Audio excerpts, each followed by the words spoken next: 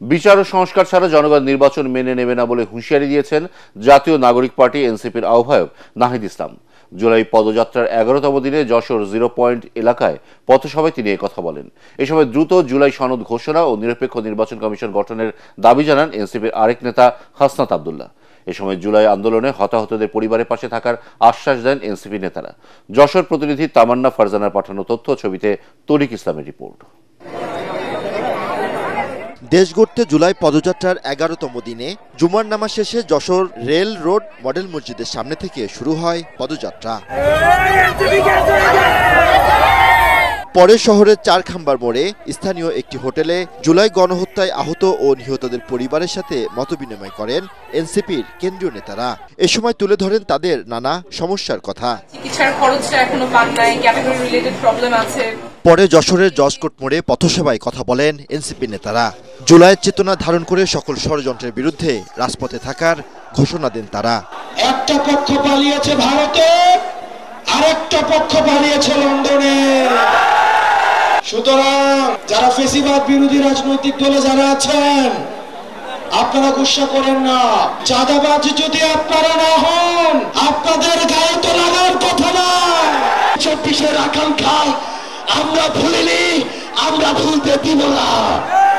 আগামীর বাংলাদেশে কোন চাঁদাবাজ, দখলদার, সিন্ডিকেট চালনাকারী, কোন অপকর্মকারীর আর জায়গা হবে না। এ সময় দলের সদস্য সচিব আক্তার হোসেন বলেন, সংস্কারের আলাপ টেবিলে আছে, রাজপথে নামতে বাধ্য করবেন না। আমরা যখন বাংলাদেশের সংস্কারের কথা বলছি, বিচারের কথা বলছি, তারা তখন শুধু নির্বাচনের কথা বলছে।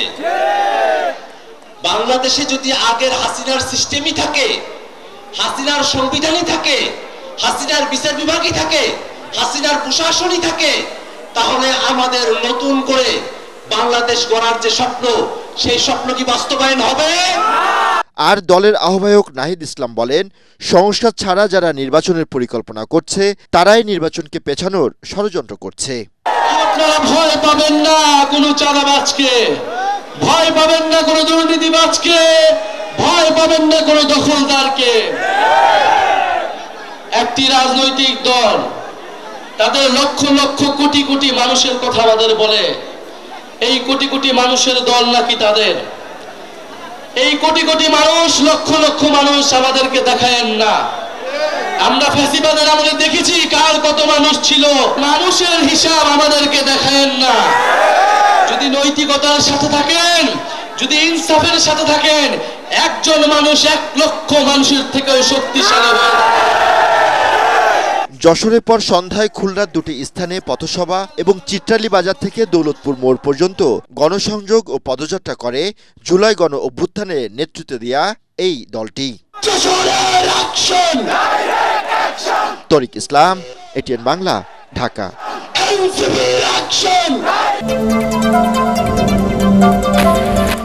এসএসসি ও সমমান পরীক্ষায় গণিত এবং ইংরেজিতে ভরাডুবির প্রভাব পড়েছে সার্বিক ফলাফলে। এমন পর্যবেক্ষণ দিয়ে শিক্ষাবিদরা বলছেন, বিগত 16 বছরের মধ্যে এবার সবচেয়ে বেশি ফেলের প্রধান কারণ উত্তরপত্র মূল্যায়নে উদারনীতি পরিহার। শিক্ষা বোর্ডের গণিত পরীক্ষকরা বলছেন, অঙ্ক চর্চার বিষয় হলেও অধিকাংশ শিক্ষার্থী মুখস্থ করতে গিয়ে ফল বিপর্যয় ডেকে এনেছে। মিজান শাহজাহানের রিপোর্ট।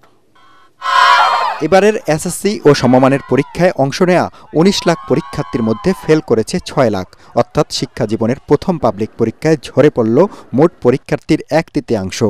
শিক্ষা বোর্ডগুলো বলছে, পাশের হার ও জিপিএ 5 বাড়াতে গিয়ে আগের মতো সহানুভূতি দেখিয়ে গ্রেস মার্ক দেওয়া হয়নি। এ প্রসঙ্গে নটরডেম কলেজের অধ্যাপক মার্লিন কেলারা বারোই বলেন, স্বচ্ছতার অজুহাতে অতি কঠোর হওয়া ঠিক হবে না। 79, 69 এই অনুগুলোকেও পূর্ণ করা হয়নি। এটা আমার মনে হয় একটা অবিচার হয়েছে ওদের প্রতি। যে 79 পর্যন্ত পেতে পেরেছে, সে কিন্তু প্রতি শিক্ষকের কাছে তো 1 নম্বর পাবে না, ওই 1টা নাম্বার বোধহয় তাকে দেয়া যেত। ফল বিশ্লেষণ করে দেখা গেছে, এবার সবচেয়ে বেশি পরীক্ষার্থী ফেল করেছে গণিত ও ইংরেজিতে, মন্দের ভালো করেছে রাজশাহী বোর্ড, আর একেবারে তলানিতে বরিশাল বোর্ড। এই বোর্ডে মোট পরীক্ষার্থীর 1/3 ফেল করেছে। এই বিপর্যয়ের কারণ হিসেবে বরিশাল বোর্ডের পরীক্ষক ইকবাল হোসেন বলেন, শিক্ষার্থীদের গণিত ভীতি দূর করতে হবে। মানহীন নোট গাইড এর পিছনে ছুটাছুটি করছে, বিভিন্ন কোচিং ক্লাসে পড়তেছে, যার ফলে তারা মুখস্থ নির্ভর গণিতে অভ্যস্ত।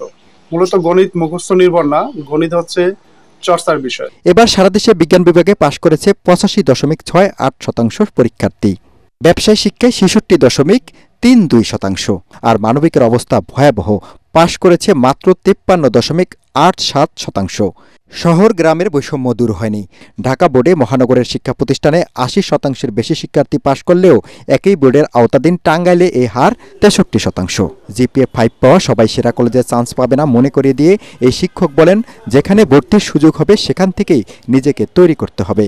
সবাই সেরা প্রতিষ্ঠানে ভর্তি হতে পারে না, ওদের এই কম্পিটিশনের মনোভাবটা সবসময় রাখতে হবে এবং বাস্তবতাকে সহজভাবে মেনে নেওয়ার মতন মানসিকতা রাখা দরকার।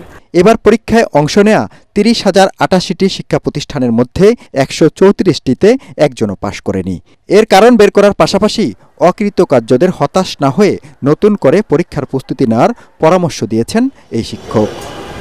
মিজান শাহজাহান, এটিএন বাংলা, ঢাকা।